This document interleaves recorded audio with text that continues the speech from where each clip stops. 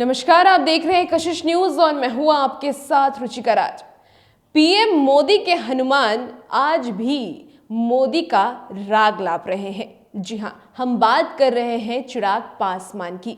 बता दें कि चिराग पासवान के हाथ से 12 जनपद बंगला चला गया है, लेकिन इसके बावजूद चिराग पासवान का मोदी मोह खत्म नहीं हो रहा है। चिराग पासवान आज भी नरेंद्र मोदी के बारे में एक शब्द भी बोलने से बच रहे हैं। वहीं अगर हम बात कर लें केंद्रीय मंत्री की, तो उनके बारे में भले ही चिराग पासवान भड़ास निकाल रहे हों, लेकिन नरेंद्र मोदी के बारे में वो एक शब्द नहीं बोल रहे हैं। कहीं ना कहीं अभी भी उन्हें ये उम्मीद है कि नरेंद्र मोदी उनका साथ देंगे और उन्हें एक बार फिर से पार्टी में शामिल कर लेंगे। विधानसभा चुनाव के दौरान हमने देखा कि किस प्रकार से चिराग पासवान नीतीश कुमार पर भले ही भड़कते हुए नजर आए हों, लेकिन बीजेपी के सपोर्ट में वो हमेशा बोलते रहे। नरेंद्र मोदी के खिलाफ उन्होंने एक शब्द नहीं बोला और वही चीज आज भी हमें देखने को मिल रहा है। बता दें कि दिल्ली के 12 जनपद बंगले को चिराग पासवान से कुछ दिन पहले ही खाली कराया गया और इसे लेकर के कहीं ना कहीं चिराग पासवान के तेवर बदले बदले नजर आ रहे हैं। उनका पूरा गुस्सा उनके चाचा पर है। दरअसल पशुपति नाथ पारस इस वक्त केंद्र में मंत्री हैं और उनका ये कहना है कि अगर उनके चाचा चाह लेते तो उनकी मदद कर सकते थे, लेकिन उन्हें अपनी कुर्सी प्यारी है और उन्होंने एक शब्द नहीं बोला। जिस प्रकार से चिराग पासवान ये बार बार बोलते नजर आ रहे हैं कि कानूनी प्रक्रिया के हिसाब से मुझे उस बंगले को खाली करना था, लेकिन जिस तरीके से खाली कराया गया वो मुझे बेहद ही पसंद नहीं था।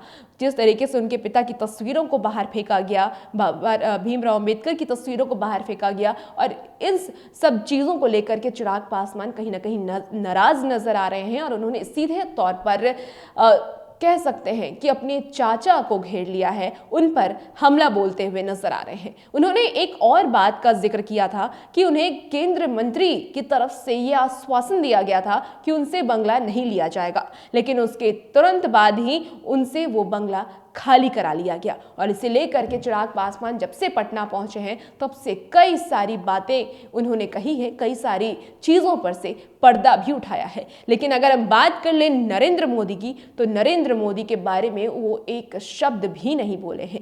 यानी इससे सीधे तौर पे ये जाहिर हो सकता है या आप सीधे तौर पे ये अनुमान लगा सकते हैं कि चिराग पासवान को अभी भी कहीं ना कहीं ये उम्मीद है कि नरेंद्र मोदी उनका सपोर्ट करेंगे।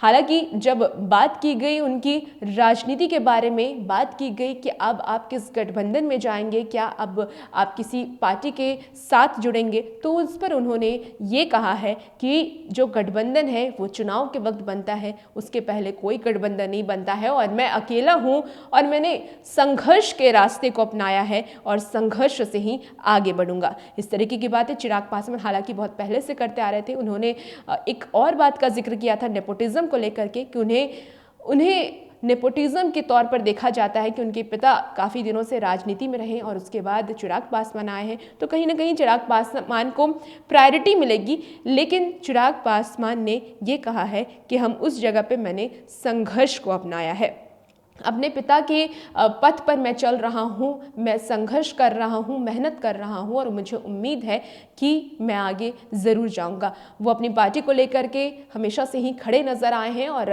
कहीं ना कहीं चिराग पासवान अपनी एक ज़मीन को ज़रूर तैयार कर रहे हैं। युवा नेता के तौर पर बिहार के लोग उन्हें पसंद भी कर रहे हैं। बात कर लें अगर हम बिहार की, तो बिहार के कई ऐसे लोग हैं, आम जो लोग की हम बात कर रहे हैं, आम लोग चिराग पासवान को काफ़ी पसंद भी करते हैं और चिराग पासवान जिस नीति से आगे बढ़ रहे हैं वो इनके लिए एक सही भी साबित हो रहा है। चिराग पासवान बिहार फर्स्ट, बिहारी फर्स्ट नीति को लेकर के आए थे। उनका कहना था कि मैं बिहार को आगे बढ़ते हुए देखना चाहता हूं और इसीलिए वो विधानसभा चुनाव के दौरान बीजेपी और जदयू से अलग हुए थे, यानी कि एनडीए के गठबंधन से अलग हुए थे और आज भी उसी नीति पे चिराग पासवान खड़े हैं। लेकिन जिस तरीके से उनके बंगले को लिया गया, उनकी पार्टी को तोड़ा गया, इसे लेके कहीं ना कहीं चिराग पासवान आहत जरूर है और इसका जो आरोप है वो अपने चाचा पशुपति नाथ पारस पर लगाते आते हैं, नीतीश कुमार पर लगाते आते हैं। लेकिन आज भी उनके दिल में मोदी मोह है और आज भी वो मोदी जी के साथ खड़े हुए नजर आ रहे हैं। हालांकि आगे चिराग पासवान की राजनीति कैसी होगी, वो किस पार्टी के साथ जाएंगे या खुद वो अकेले ही राजनीति में आगे बढ़ेंगे, ये तो आने वाला समय बताएगा। और भी ऐसी खबरों के लिए आप कशिश न्यूज़ के साथ बने रहिए। धन्यवाद।